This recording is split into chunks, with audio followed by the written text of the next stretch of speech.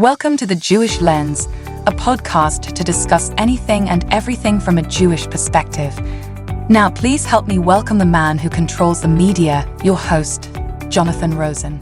Hello, and welcome to another edition of The Jewish Lens. I'm Jonathan Rosen, and today I am thrilled to welcome someone who's a pastor, a professional musician. He's the author of the book Zionism and the Black Church, Why Standing with Israel Will Be a Defining Issue for Christians of Color in the 21st Century. He's also the founder and CEO of the Institute of Black Solidarity with Israel. Please help me welcome Dumisani Washington. Dumisani, thanks so much for joining me today. Thanks for having me, Jonathan. I think we're all set now, right? Okay. For those who don't know, we just got cut off for a minute, and now we're back here. So I'm a big fan of yours, and yours is one of the social media accounts that I follow regularly. So we have a lot to cover about things going on today, and that was even before the events of the weekend. So, but first, can you tell me a little bit about the Institute of Black Solidarity with Israel, its mission, and how and why you started it? So IBSI was started in 2013. I started it after my first trip to Israel, which is December 2012. I was part of the African American Pastors Tour with Christians United for Israel, was already an Israel supporter, and at the same time had done for years a lot of advocacy where African Christians were concerned, what's going on with them in Nigeria, Sudan, that type of thing. So those types of things were separate parts of my life. They converged when I went to Israel. I went to Israel, I'm at the Western Wall, and among many other things that happened there, Jonathan, I had a tremendous sense to return home. And I say sense by God, I really felt God touched my heart and strengthen this relationship between both the Black and Jewish communities and the Africa-Israel Alliance. Didn't know how I was going to do that exactly. IBSI was not even in existence. It was just in my head, but didn't know how I was going to do that. Got back, began to research, began to write. I wrote the first edition of my book, Zionism and the Black Church. And then the second edition we released in February of 2021. So we started the work that first year in 2013, between 2013 and 14, traveling the country, speaking to churches, synagogues, colleges, and universities about everything from Dr. Martin Luther King's Pro-Israel legacy to just the Black history in the sense of, and I say this a lot in my book, and we probably get into it, what that actually means, why we even address the book to the quote unquote Black church, not in some sort of segregated way, but about that actual ethnic heritage and legacy. So we spoke a lot about that across the country, did that for about a year, joined the staff of Christians United for Israel for almost 7 years as the diversity outreach coordinator, and then returned full-time to IBSI in May of 2021. Well, just a couple of things now. Out of curiosity, just how many times have you been to Israel, and what were your experiences like there? I need to count. It's somewhere between 12 and 13 times, maybe 14. I can't remember exactly. And maybe even more than that. I have to count. So from 2012 till the last time I was there was a couple of months before the tragic events of October 7th, which was around August of 2023. I've been there many times over the years. And from my first experience to the last, it has always been not just enjoyable, it's been informative. I'm always learning something. I'm always experiencing something, whether that's spiritually, whether that's intellectually, right? Culturally. One of the last times we went, we have what we call IBSI ambassadors, young African-American men and women from across the country that we took on a 2-part tour. They went to South Africa in December 2022. And then June 23, we went to Israel. And that one was our first cohort of that, a pilot program of our what we call our peace initiative. Every trip, Jonathan, from the first to the very last one, has always been very, very loaded with a lot of both information and a lot of experience and things that we always bring back to the States in our work and all throughout Africa as we work there as well. Yeah, you recently posted about visiting Israel and that people visiting Israel will see the reality instead of the lies and propaganda spewed. So in your mind, how did that first start, and what can be done to open people's eyes about who are buying into that narrative? The false narrative about Israel as a settler, colonial, occupier state and racist regime and all of those things, they're kind of a combination of events, combination of things, right? You have what I consider, I write about this in my book, probably the most effective propaganda tool, which would be the Palestine Liberation Organization. They didn't create it, and that, well, let's back up. The PLO, Palestine Liberation Organization, as you know, I'm sure, was formed by the KGB. It's actually a Soviet disinformation organization. Not that the Arab Palestinian people aren't a people, but that organization had nothing to do, obviously, with the liberation of anyone. It was about the destruction of Israel and the demonization of the West, particularly the United States. So that mindset that Israel being demonized propaganda-wise as quote unquote white, and I say quote unquote white because that's part of the problem we're in now in the West. Everything, nothing wrong with white, nothing wrong with black, but again, demonized as white, demonized as colonizers, as imperialists, and so on and so forth. Of course, none of those things are true. And just like when 1975, the United Nations passed the resolution, Zionism is a form of racism, right? All of those things were lies. And the fact that they rescinded in the 1990s means absolutely nothing because the damage had already been done. And here we are in 2024 still dealing with it.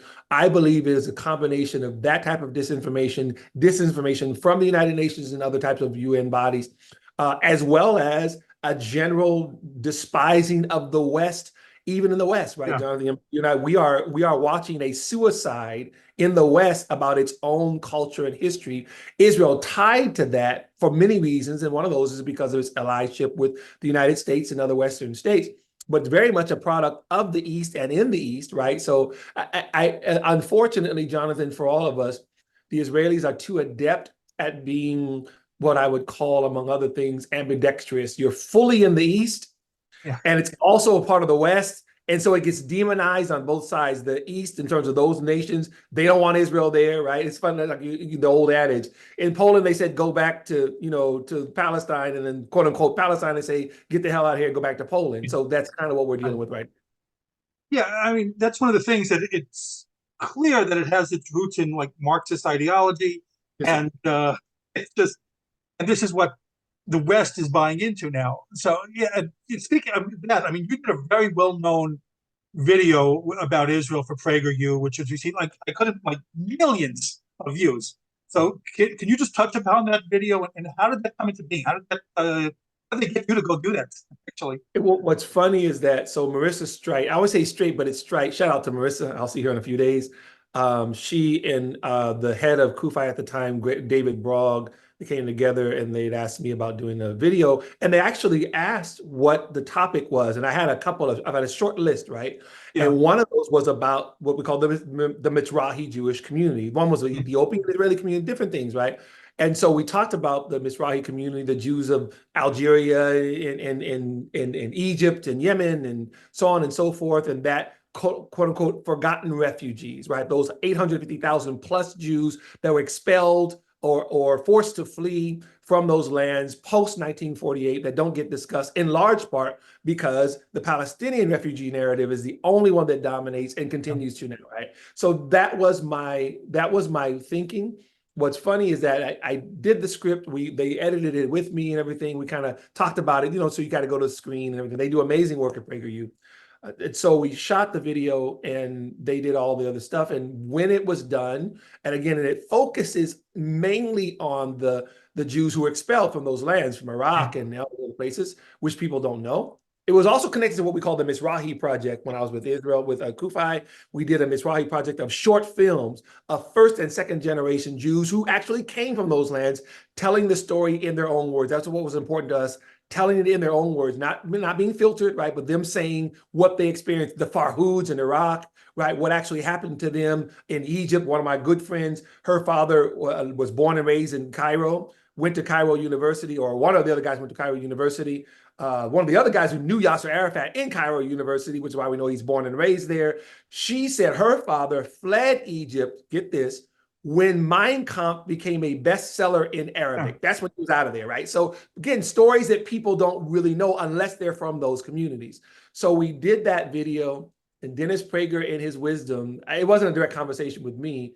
I wanted the title to be, oh, Mizrahi community. And when they pitched the title to me, they came to me and they said, the title is going to be, why are there still Palestinian refugees? I said, well, the video is not just about that. We talk about that, obviously, right?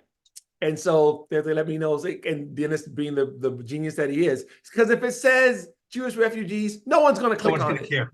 Right. No one gives a damn. If it says Palestinian refugees, boom, hits the millions. I said, well, that's why they pay him the big bucks. That's why he's Dennis Prager. It's for those who have not seen, it's a very well done. You explain it very clearly, like they say, so a third grader can understand. It's just very simple terms and really well done. See, I want to change topics for 1 second. So when the atrocities of October 7th, like we just talked about it, were first reported, I know it hit me deeply, like on a level that I've never experienced before. But I've said this often, and I mean it, that I don't feel I'll ever be the same again, after that. So on that day, I saw all over social media people, responding, sickened by what happened, people putting the Israeli flag in their profiles. But it felt like it lasted like less than a day, because almost immediately, like almost the very next day, it seemed like the protest started against Israel, justifying the terrorism. In my mind, it couldn't have been anything but orchestrated and coordinated there. So what are your thoughts about that? It was by October the 9th, right? There's less than 48-hour turnaround. There were flyers that were done for the local chapters of Students for Justice in Palestine and other groups called Day of Resistance. And on the flyer, it had the animated drawing of the paragliders who descended onto the Nova Festival, right? I mean, these flyers are ready to go. So by the time, and they are announcing the event on less than 48 hours after October the 7th. So to your point, clearly this was already done. They were ready to roll with different posters, flyers, and you had thousands of people in the streets, both in the United States, the UK, other parts of the Western world in particular, protesting Israel as if Israel had just done, right? And they were, we need to stand against violence and this, that, and the other, after all these people just got slaughtered by Hamas. So what is unfortunate, and we obviously deal with this in our organization and other organizations much older than ours, the seeds for this had been sown literally decades ago. One of our dear friends, Charles Jacobs, with whom we work with on many different levels, including what's called the African Jewish Alliance. It's a literal alliance. People can go to africanjewishalliance.org, an alliance of both Africans, African Christians and Muslims, as well as Israeli Jews and American Jews, who are coming together to bring a different level of awareness and policy change where it comes to jihadism, right? Islamic extremism. And it's important that I say this. Again, these are African Christians and Muslims who have been negatively impacted by groups like Boko Haram, Al-Shabaab, these types of things, just like Hamas did with Israel, Hezbollah with Israel, right? It's the same mentality. So for what we saw in terms of that coordinated hatred towards Israel and the Jewish people post-October 7th had been in there for a while. I mentioned Charles Jacobs because he and his organization did a film in 2004, Jonathan, 20 years ago, about the radicalism that was increasing at Columbia University. It's called Columbia Unbecoming. People can go ahead and Google it. Columbia Unbecoming. They did an actual film sounding the alarm. It was already bad before then, but they did a film 20 years ago talking about why it was so bad, the radicalization of the faculty, where that was actually coming from, what they were saying to the students, the blood libels, all of those things 20 years ago, right? So it's not a coincidence that one of the iconic schools, once the Hamas encampments jumped off, was Columbia. And the fact that a film was done about how bad Columbia was 20 years ago gives us the indication that long before October 7th, things were already off the rails. Yeah, and it's fun. I'm going to get to the college in a second, but it's fun because, I grew up in New York. I know you can't tell from the accent. I grew up in New York, and, it was never like that. It was like, Jews were like fine to go and safe to go. And then it's just unbelievable what it's become in this supposedly quote unquote Jewish city. And that's, I'll get to the colleges, but You mentioned the Boko Haram, and it's amazing that all these terror groups, no one cares. If it's not, it's like they say on the thing, if it's no Jews, no news. No one cares about the atrocities that are being done to, other people. And just with this, it's mind-boggling with it. Right. This But is how we know that what people are experiencing when it comes to their anti-Israel bias, their anti-Semitic bias, much of what we are dealing with is a great deal of mass formation. It's a great deal of propaganda. And I know for some people that sounds all conspiratorial and 1984, but it's true. One of the ways that we know, based on what you just said, Jonathan, that it's true is that here you have a global response. Now, yes, some of these are paid protesters and actors, absolutely, but much of it is tapping into a Jew hatred that has been really rising in the West for a little while now. This is not new, and it just October the 7th just kind of blew the doors off of everything. Right. One of the reasons why we know there's a lot of disinformation, a lot of people's minds, unfortunately, being negatively impacted as a psyop, if you want to use that, because your point. Here you have, over the last 20 years in Nigeria alone, some 70,000 Christians have been slaughtered. Yeah. Silence. Millions are slaughtered in Sudan and displaced. Silence. Let's not talk about the Palestinians in Syria. Let's not talk about the Uyghur Muslims in China. Nope, nobody cares. Nobody cares. Nobody cares. Those same people who care about the Palestinians will bleed and cry and, the poor people say, if you really cared about the people of Gaza, you would have cared that not 2 months before October 7th, there were mass protests in Gaza City of Palestinians protesting Hamas. Are they Zionists? No. Do they like Israelis? Probably not. But Israel wasn't even the issue. The issue, they were saying literally things like, we want better jobs, we want better schools, Hamas runs everything. This was going on 2 months before October 7th. And where are the Palestinian supporters in the West? Nowhere to be found. They couldn't give a damn, right? But now, after this, free Palestine. This is how we know that it's Jew hatred and that it's actually a certain amount of brainwashing, because they only respond if Israel can be demonized. Other than that, Palestinians can be bulldozed anywhere in the world. They don't care at all. Well, in China, no one's going to say anything because everyone has their money and business is tied up with. So silence. Let's zip the lips. So, right. And speaking, talking about the education. So you speak out a lot against anti-Semitism, and there's just been like this eruption of it across the country, across the world. A lot of it stems from the indoctrination in the school system. I'm not even talking about the colleges yet.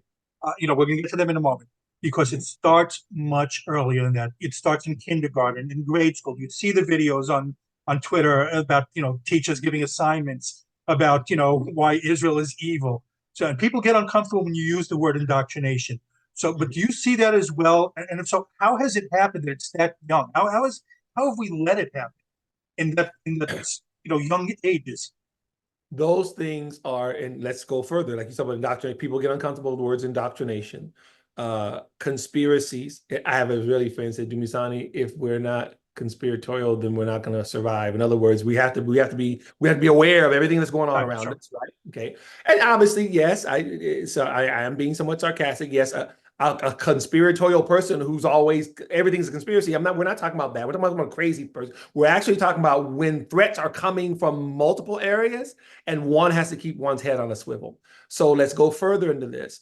What we are looking at, Jonathan, in the United States, the West, but let's just focus on the United States, is the infiltration of our institutions. How do you get because by the time a teacher is bringing an elementary school student lesson plans with published information about the demonization of Israel, that means those publishers, that means those education schools, that teacher didn't just make it up. That teacher went to college and got an education degree. And in that degree, they were told Israel's an apartheid state, the Jews are committing genocide. That's why they're doing that. So I'm an educator, my wife's, we're lifelong educators. We know how this works. Teachers are trained by other teachers. And in the United States, you have to get a teaching credential and you have to have lifelong learning. You have to go back to these conventions and yada, yada. And I'm not saying it's a bad thing. That's cool. Let's have some quality control. But what we can see is that these institutions economically, ideologically have been infiltrated, and it's not really difficult. So for people, if they can't wrap their brains around it, ISGAP, what's it signed for? Let me say, ISGAP is the Institute for the Study of Global Anti-Semitism and Policy, ISGAP. They, among others, but they've probably done the most comprehensive study about the billions of dollars that have come into the US to affect all these different institutions from Qatar. Qatar and China, because China's involved in this as well. We even found out China's helping the Palestinians, right? So you're talking about, one of the things they said on there, Jonathan, is that, and people, I encourage them, go to isgap.org. You can find it yourself. I'm not making any, they have all the receipts. Qatar is operating a war chest, they said, of between 500 billion and $1 trillion to affect soft power in the US. So answer your question, that's a lot of money. And what is it doing?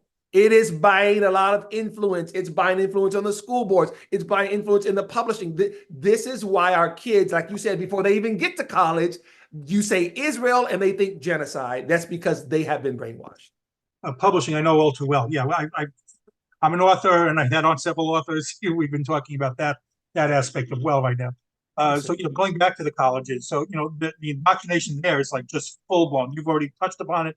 So the Senate hearings, which featured Elise Stefanik, were just riveting, but at the same time infuriating because nothing's been done. If it had been white supremacists harassing other minority groups, they would have been police, the National Guard already at the schools, and we are breaking it up. So, like again, you mentioned a bit about how we got to the colleges. So right now, it just seems like it's a normalized part of education. And I don't understand like how no one sees the teachings of this and say, hey, we need to stop this. We need to step in and get rid of this right now. What's amazing to me, so Khaled Abu Twame is an Arab Israeli journalist, award-winning, very well known for people in this space.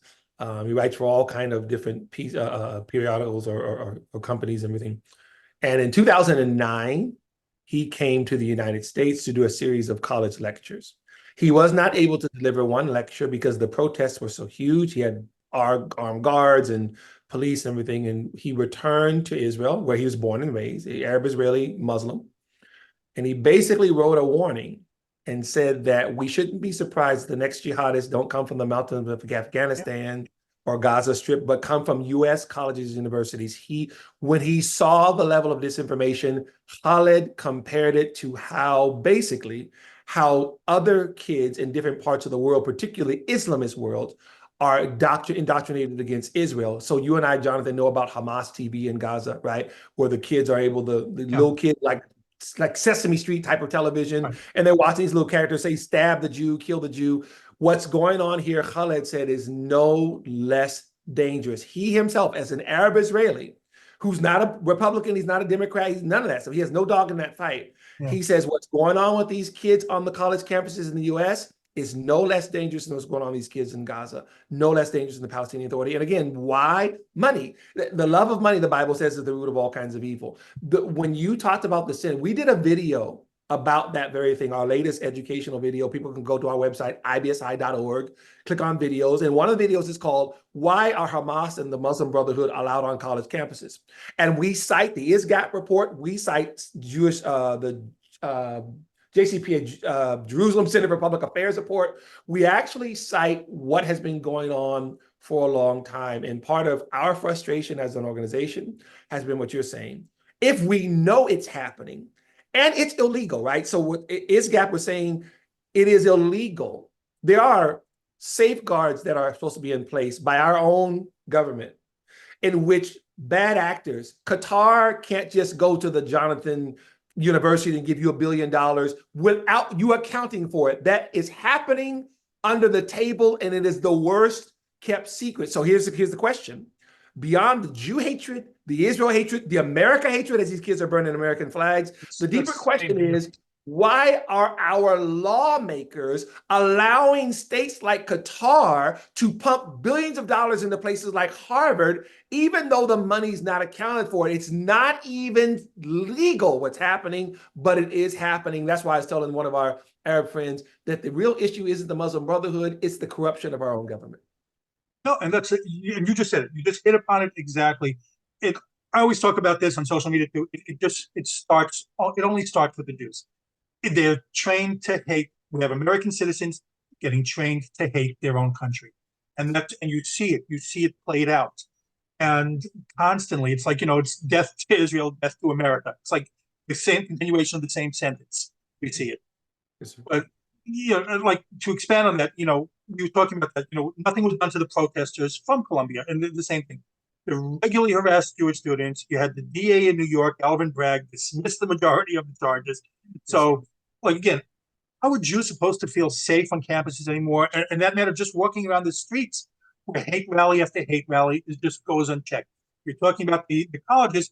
We're not talking about that anymore. We're talking about just the streets of the city. No one does anything. It's allowed. You're allowed. It's a lot of times you see scenes like could be construed as pogroms, just going around there and harassing Jews in the streets. Make no mistake, unless this course turns, and it would have to turn politically, legally right. This would have to be something that happens from a judicial standpoint, or at least a legislative standpoint, in terms of enforcing these laws. It has to happen from a DOJ standpoint. Unless something turns, we are watching the death throes of the West. I'm not trying to sound alarmist. I'm not trying to sound, but I want people to don't disagree with you. Yeah. History has taught us throughout the millennia that how a nation, among other things, right, treats its Jewish population, that is always a harbinger for what's coming for that nation. And I, as a Christian pastor who both is devoted to teaching the word and ministering the word, and also loves his country and is aware of the history of this country, one of the reasons why we are the most blessed nation in the world, and in the history of man, and the freest in the history of man, in large part has to do with our founding fathers' understanding of the blessing of Israel and the Jewish people. Yes, I know Israel didn't exist yet in terms of a reformed nation, but we also have the documents in that those founding fathers had a good relationship with what they called the Hebrew congregation that was there, and they recognized it, and they told them, you are free here like everybody's supposed to be free here. Yes, and those who are listening, I know the irony, slavery was still happening. This is Robert Woodson, the great philosopher and worker and all,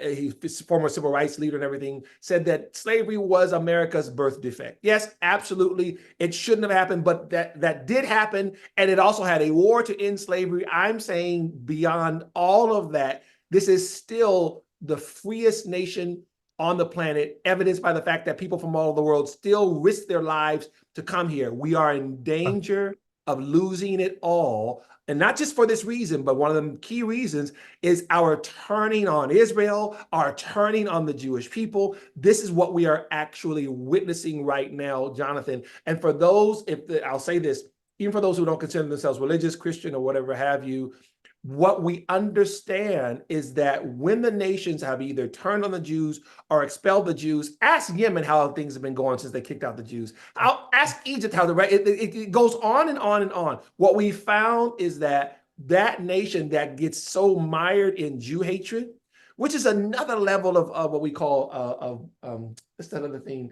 The race grievance type of thing. We see it happen on the left and the right, that they become the boogeyman. The reason why whatever's going wrong in a nation becomes the Jews. For all the Jews did this and the Jews did that. History has taught us that never fares well for that particular nation. No, I agree. And like we said, it turns around to the country itself. Once the scapegoats are gone, it's just who's the next. So absolutely. Yeah, so a lot of that. On that point, I'm going to say, Jonathan, just interject that point, and that's it real quick. It's so key. It starts with the Jews, as Rabbi Shack said, it never ends with the Jews. So this whole dog pile on the Jews happening, yes, will become eventually dog pile on, you name it, right? It will become the next thing, just like the Holocaust itself. It started with the Jews, completely did not end with the Jews. We are seeing it happen again. We have the ability as Americans to pump the brakes on it, but we're going to have to be courageous enough to actually call it what it is. A lot of that stems from this pushing of this, intersectionality, your oppressed and oppressor, mindset, which is to me some of the most ludicrous thinking that there is. The queers for Palestine, the feminists for Gaza, the anti-Israel movement. It attaches itself seeming to every progressive cause that there is by saying we're all in the same boat. You're oppressed, we're oppressed. Let's support each other. And the majority of the time, these causes help support people who would literally kill them. So it's just, what are your thoughts on this? That's further evidence of the fact that they have been psychologically compromised, as my son wrote a piece on our Substack. It's a psychological compromise. My son wrote a brilliant piece about 9/11 happened. He was around 10 or 11, something like that. Yes. And he remembers even then how there was at first a national unity. And then he remembers George Bush several days after making a speech about Islam is a religion of peace. And my son even remembers then saying to himself, yeah, nobody wants to go beat up on Muslims. No, that absolutely. He said, but it just seemed awkward to him. That's one of the first things that we're actually going to talk about while we're dealing with the fact that jihadists just got through tearing down the Twin Towers and everything. So yes, let's keep that energy in that we're not going to go attacking Muslims. And at the same time, let's be real about it. So he was young, so he didn't really get it. As he got older, he saw it as for the psyop that it was, or what's the word I'm looking for the gaslighting that it was. Yeah. Because while George Bush was making that speech, who's standing right behind him? The head of CARE, the Council of American Islamic Relations, which is connected legally to Hamas. We've actually had court about that, right? So so my son didn't know any of these things when he was a kid, right? So he looks back and he goes, oh, he's saying that. And yes, nobody wants to go beat up Muslims. At the same time, Hamas is standing behind him on the stage. That was 2001, right? 23 years ago, this was already, you're talking about a level of subversion that was already in place before 9/11. So why are we experiencing now? Why are young people willing to burn their own flag, whether it's communist indoctrination, whether it's other types of leftist indoctrination, whether it's hatred for Israel? Because they've been so psychologically compromised that they believe that their nation, the United States of America, is not only a beacon of democracy, it is evil, it is racist, it is genocidal, period. Now, there's not so much there's good and bad where America is concerned. It's all bad. And Israel, because of its affiliation with America by default, which is what the Ayatollahs say, right? Israel is the little Satan, America is the great Satan, we're going to destroy them all. That's how these young people have been indoctrinated. It's incredible because we're teaching, like you said, we're teaching our own demise. We're putting it in the school. We're teaching our own citizens to hate their own country. And you're right. I mean, we cannot continue on this path. Yes. And going back to social media, you're very outspoken on social media. So just about any time I post anything Jewish related or anything about Israel, I get attacked. On the Facebook page for this podcast, which has been out just a little over a month. So no lie, I've gotten over, I guess, like 300 comments about genocide, baby killers, or the Zionist evil. And nothing on the podcast, on the post say Israel, but anti-Semites have the freedom to hide behind the term Zionist now. So yeah, just curious first off. So you must be attacked as well all the time. So I was wondering how often you get attacked, speaking out in support of Jews in Israel, and what can be done to combat it on social media. I get attacked quite a bit in that on social media, especially because a lot of those can be bots, and then some of those are just people who have nothing else to do with their lives, and it's much of that has become more white noise to me, and that is what it is. But I recognize that for some, they're getting death threats, like you said, they're getting all kinds of stuff happening with them. Both I have Jewish and non-Jewish friends in this space, and those things have happened with them. I was just talking to somebody about that the other day.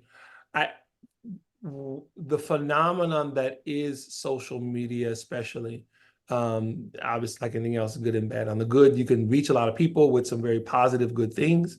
And the bad is that Joseph Goebbels style in disinformation is going through the vein. TikTok, Twitter, all those things, it's out there. And it's impossible to shut it all down.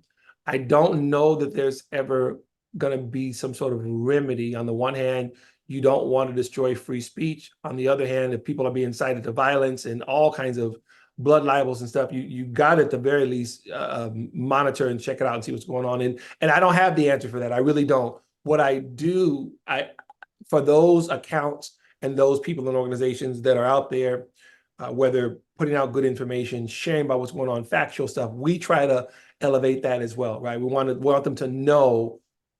For example, one of the accounts that I follow, this young lady, I think it is, she tells a lot about what's going on in Gaza, the real story, what's going on in Gaza, right? With the stores, shops, schools, people, and beyond all the Israeli disinformation, all the information about Israel, disinformation about Israel. We share those because we want people to know. I think that that's important. I think that it's important, even though it's quite obvious that the majority of the stuff out there is anti-Israel. It clearly is, right? accounts that have millions of followers tweeting all kinds of Hamas nonsense. One of the latest blood libels now is that Israel slaughtered 180,000 people in Gaza. It's a complete lie. But I saw the video, Honest Reporting did it. It came from a Lancet report that then picked up another and picked up another. So now people are quoting like it's some sort of scientific fact. It's a complete lie. And how do you deal with that? Right now, people are connecting this to this kind of reputable place.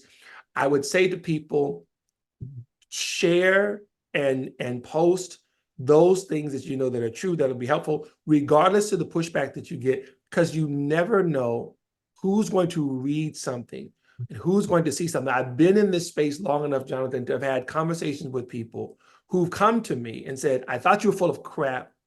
I didn't believe anything. Then I researched, then you posted X. I clicked on it. And after a while, I started finding out, no, you were right. I was lied to. No, I found out X. So I've heard that enough times to know that's why it's important, right? For all the 100 idiots who are going to come at the person, and hating Israel, hating Jews, there's going to be a couple of people who click on that link and actually watch that video or read that thing and go, huh, I didn't know that. I'll give a quick story, right?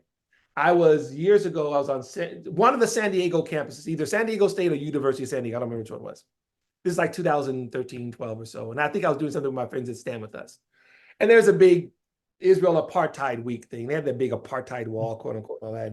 And so we were just there, some friends, and we were talking to some of the Arab students. Most of them were Arab students, some of them weren't. And I remember I engaged a young lady in conversation for a good hour. And in that conversation, once she knew who I was as a Christian pastor, she thinks I'm a Bible-thumping Christian who doesn't know anything about the real what's going on in Palestine. All I care about is Jesus and Christians and Jesus coming back. Once we pushed past all that nonsense and she understood that I knew what was going on in the West Bank, quote unquote, or in Gaza, she was impressed enough with my knowledge that she began to ask questions. Here's my only point with this story. When she saw that I knew that Mahmoud Abbas was worth hundreds of millions of dollars, that I knew about Hamas himself, and some of them are worth billions of dollars, when I knew that there's no freedom of the press and no freedom of speech, and that women were suffering honor killings, when I'm giving her demonstrated knowledge about the real plight of people in quote unquote Palestine, then she took a different track with me. My only point is that when I was able to then insert other information to her based on letting her know that I knew what I was talking about, and I was also concerned about the people of Gaza, I just wasn't blaming it on Israel. She was willing to listen. The same thing on social media. Somebody might post something and they click on it and go, you know what, Jonathan has a point. I thought he's full of crap, but I read what he posted. I watched that video and dang it, he's right. I went and checked it. It's absolutely true. I've seen that happen many times.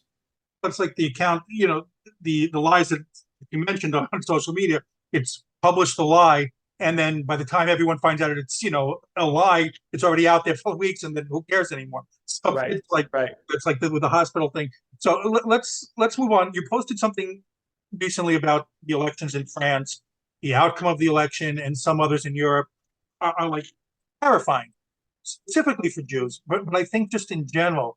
So in my mind, if you're Jewish, you need to seriously start considering getting out of France now. So in your mind, what's going on in Europe with regard to anti-Semitism, and really, like what we touched upon here, what's going on in Europe with anti-West in general? What was interesting for me, Karis, I can't remember Karis' last name. Karis works among other places at the Epoch Times, young lady who posted a very, very good thread, and I shared it about how the elections came about there in France, what Macron did to kind of blow it up and hand it over to the far leftists, right? So that, because I guess Le Pen was increasing in terms of their popularity or whatever. I said a whole lot, but what I recognize, and it's similar to the UK, because the Labour has taken over, but right away they placed somebody over their justice ministry, and they're all the free Palestine. It's very, very clear that there's going to be a further descent into this whole Israel hatred thing. You see people standing there with keffiyehs on. Right, exactly. Yeah, you're seeing this, right? People becoming mayors of different towns, and that's the other thing that's amazing, right? Here they are running for both national and local elections, And their main platform is Israel. What the actual hell? Why are you even talking about that? And we're not talking about the price of bread. We're not talking about, energy and nothing. We're not talking about those things. We want to talk about Israel and the Palestinian people. So whatever. So here, I think that what we're seeing in the West, and there are people much smarter than me who've been doing this much longer than me, and I have to agree with what I've seen, what I've read over the years. The West is in something of the death throes. And Melanie Phillips was on Jonathan Tobin's JNS interview about a week ago, and she was saying the West is in a suicide, pack, if you will, right? So this is what we are seeing. And for our Jewish brothers and sisters, as I'm watching the West, it's amazing. Here you have in the West, Jew hatred rising to levels not seen in a couple of generations. And at the same time, in the East, up until over the last few years, Abraham Accords and, peace was going on. It's different now, obviously, unfortunately.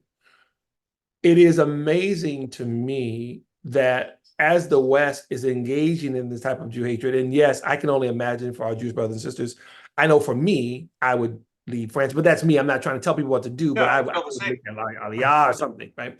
I'm watching this continue to grow over the years. It is extremely concerning because, like we said, not what starts with the Jews doesn't end with the Jews. It is a turning on Israel and the Jewish people, and it is a cannibalizing of itself as an entity, as the Western world.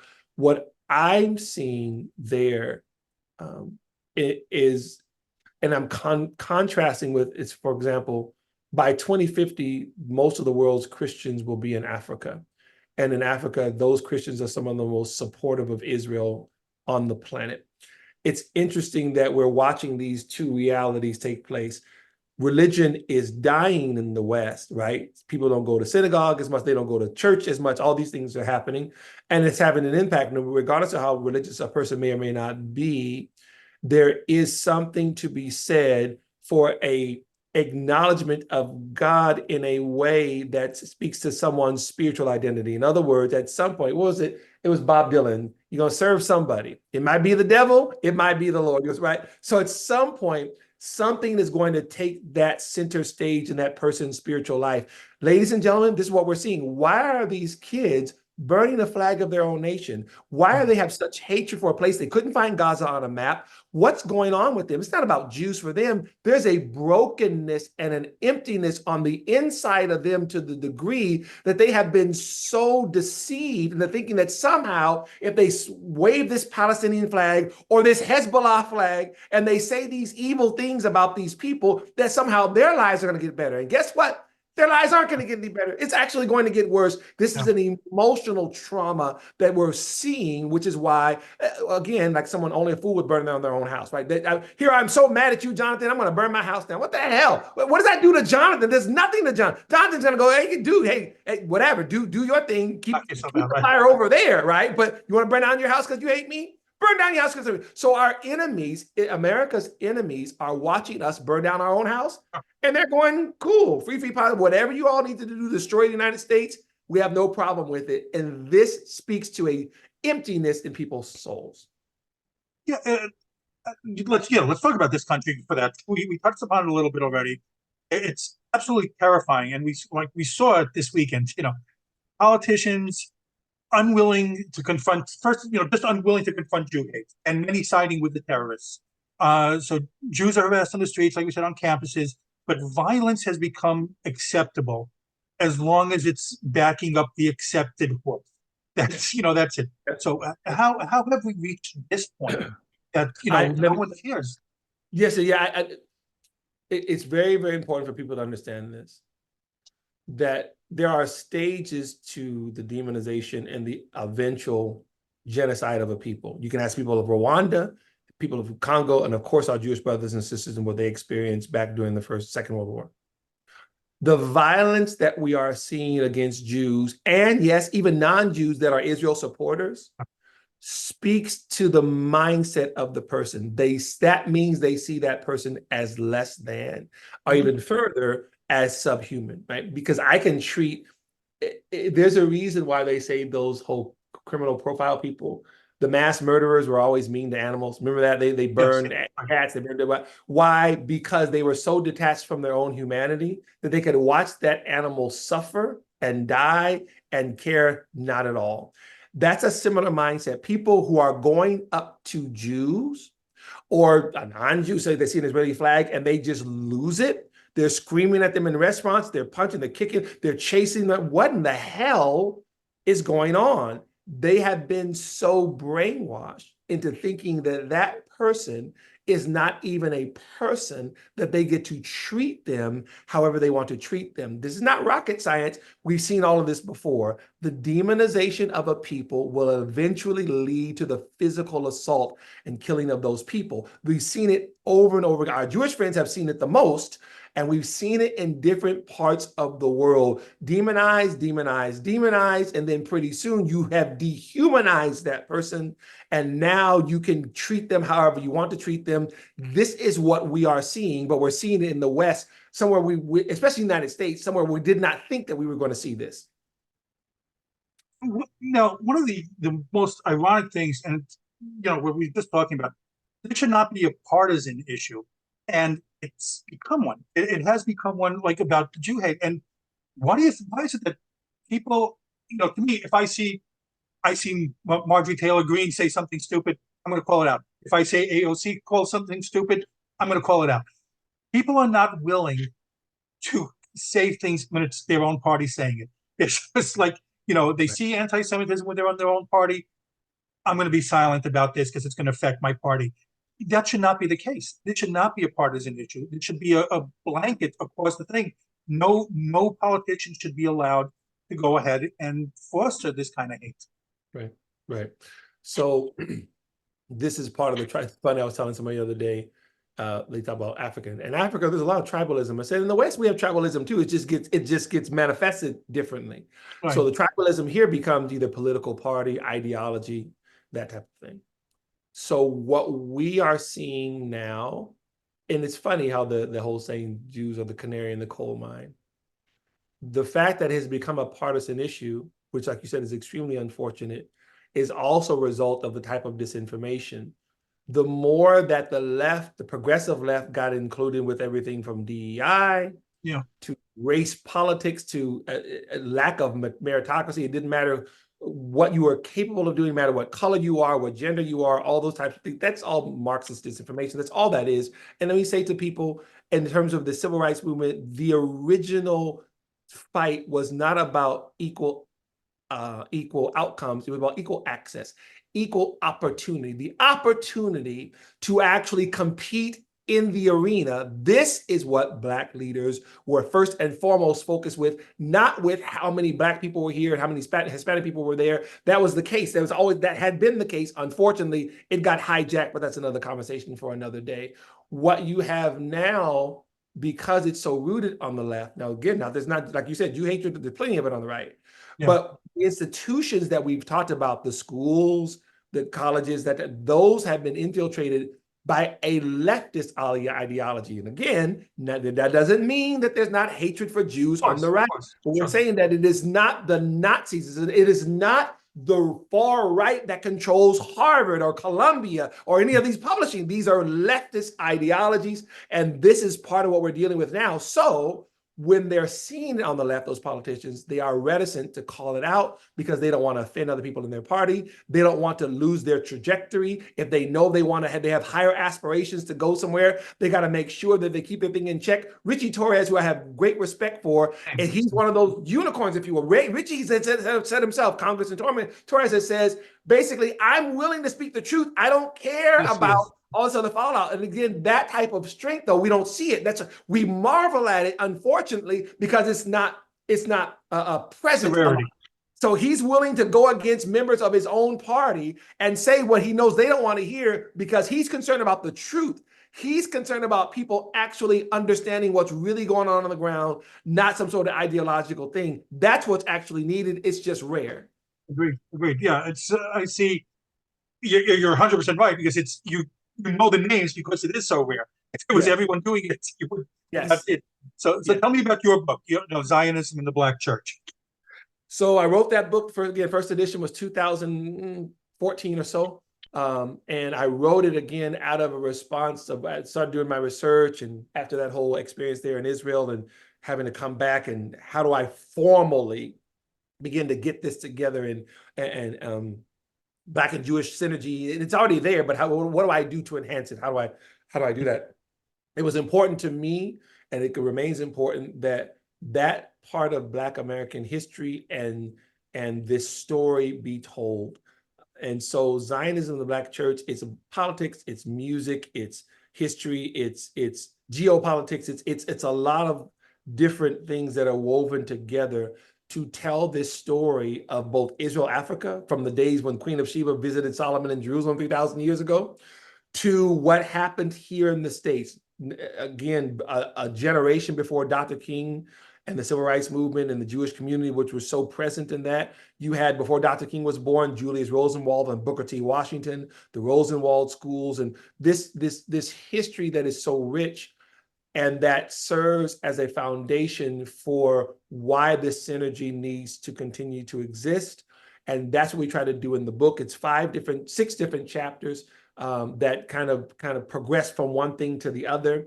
I'll be doing an issue. So for example, I have a radio show that's called Truth to Power Live. You can go to ttplive.com.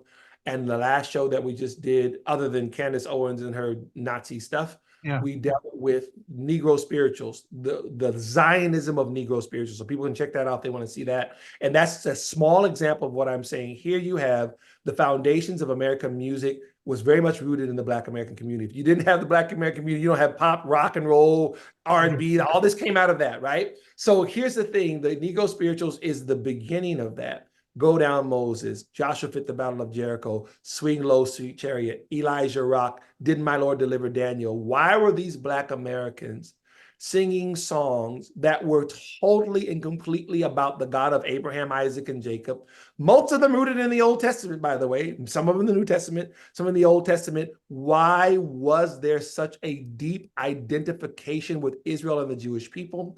Why did they pray to the same God who delivered Moses and the children of Israel from Egypt? And they would say they called Harriet Tubman Moses. Even some of my Jewish friends sing Go Down Moses in their Passover Seder. Why is that so layered and so deeply and profoundly connected, both spiritually and culturally? We address those things in the book. Well, I think there's always been, there's always been like this natural connection. I grew up in a household that said, you support the Black community, you support, civil rights. So where do we stand with that now? I mean, is there like such a huge rift now, or is it irreparable? I think that if the rift exists, it exists more in the upper echelons of the whole political establishment, meaning that, yes, you're going to have, just like we talk about the whole partisan thing, there are plenty of folks on the left who know that Israel is being demonized, but they're not going to say anything because they don't want to mess up their political careers. That's part of what's actually going on. But on the ground, Jonathan, what I found over the years is that synergy with Black and Jewish communities, it still exists. Even after the difficulty of October the 7th, pastors and rabbis are still working together. They are still planning things together. I'm privy to it because I'm able to talk with people, and that stuff is not on social media. I just had a meeting, I can't say the person's name, but about a week ago, I had a Zoom meeting with an African-American who works in a very, very competitive, both fintech and I don't want to say too many different words, field. And in this field, and it's a field that also deals with health. It's a field that is extremely important to the African-American community. This person, because of Israel's leading in that area as well, started traveling to Israel on a regular basis a few years ago, working with other members of the Jewish community because they were introduced to this world based on the work that they were doing. And the conversation we had lasted about an hour. I had those conversations quite a bit. Unique individual, but I've had the conversations quite a bit. And they're talking about the role Israel plays in this, how the Black American community is positively impacted by this. Again, stuff that you would never read on Twitter, you would never see on TikTok. This continues to happen. One of the reasons why the individual reached out to me was because of the work that we do with IBSI. And they're saying, we see the rift, we see these different things, and we recognize that Israel plays this crucial role. The Jewish community plays this crucial role, and they want to be a champion of that. We see that all the time. So I want people to understand that continues to happen on the ground. Just unfortunately, we live in this social media age, and much of what we see is actually negative. Yeah. Well, you being a pastor, so what message would you give people who right now feel overwhelmed when there's so much, hate going on around them? I'm sorry, there's a little glitch right there. For what I have been saying for years now, Jonathan, especially where this is concerned, we recognize, and we talk about this biblically, again, our organization is not a religious one, but I am a pastor, obviously.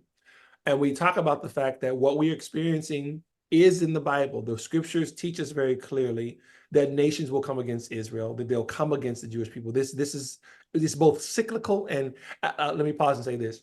In the years that I've been doing this is the first time in my life I ever remember seeing both rabbis and pastors talking about the coming of Messiah, right? I mean, both of them are talking about Orthodox rabbis who are saying these are the footsteps of Messiah.